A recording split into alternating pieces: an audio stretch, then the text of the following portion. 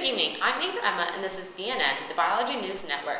One of tonight's top stories is about eutrophication in the Arabian Sea. This ecological process has taken the scientific world by surprise. Stunning images of impressive algal blooms from space are appearing all over Tumblr. But first, one might ask, what is eutrophication? Let's go to Michael and Kate to find out. Thanks, Emma. Eutrophication refers to the process by which there is a significant increase of the concentration of organic matter in an ecosystem. The term eutrophic literally means well-nourished, and thus eutrophication refers to the addition of nutrients to bodies of water. When the effects of eutrophication are undesirable, which is often the case, eutrophication is considered a form of human pollution. Industrial waste, farmland drainage, and sewage are all especially significant sources of nutrients to the water. Much of the organic matter from farmland originates from manure, growth hormones, and added vitamins that run off into streams and ultimately to the sea.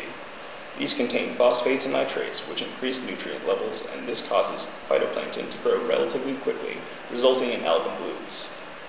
The algae thickens and blocks the sun.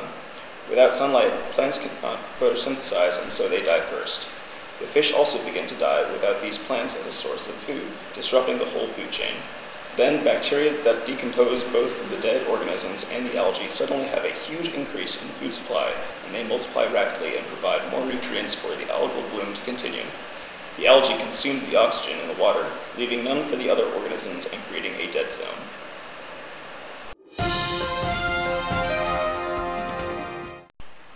In the Arabian Sea, we are actually witnessing the growth of plankton blooms due to eutrophication.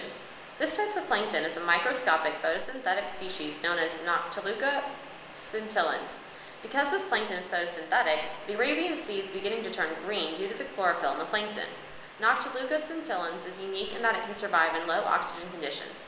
With the nutrients from sewage and fertilizer, Noctiluca scintillans flourish and use up most of the oxygen, which is causing other organisms in the Arabian Sea to die and a dead zone to form. As these plankton blooms continue to grow, how will the local ecosystems be affected? Scientists have discovered that the foundation of the local food chain in the Arabian Sea was dismantled 10 years ago by these plankton blooms. Diatoms originally resided at the lowest level of the food chain. These diatoms were photosynthetic algae, which were then consumed by zooplankton. Next, the zooplankton were consumed by fish, and finally these fish were consumed by the people living near the Arabian Sea.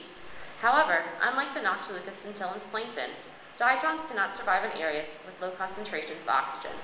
As the dead zone grows, the diatoms die, and the plankton take over as the lowest level of the food chain. This change is causing a ripple throughout the entire food chain, affecting the people whose livelihood depends on the fish residing on top of the food chain. If this trend continues, how will the local populations be affected? Let's go to Maddie to find out. Thanks, Emma. As the Noctiluca scintillans replace diatoms at the bottom of the food chain, the Arabian Sea is undergoing a major shift to its food chain. Noctiluca scintillans is too large for zooplankton to eat, and without zooplankton, all of the organisms higher up on the food chain go hungry, and their populations shrink. Fishermen are already reporting smaller catches. Last year, the number of large fish caught in the region decreased by 18%. This will be a problem for the 120 million people living near the sea's coast and depending on the fish for food. Now to Kate with possible solutions.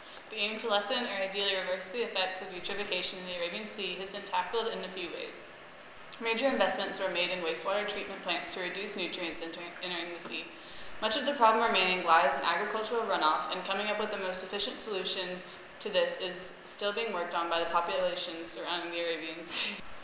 Other potentially useful strategies include raising awareness of the problem and preserving any naturally occurring species or ecosystems that capture and recycle nutrients. As you can see, the effects of eutrophication span far and wide, and if left untouched, will cause even larger problems in the future. We would like to encourage all of you to keep in mind how everyday activities can impact those around you. I'm Anchor Emma, signing off.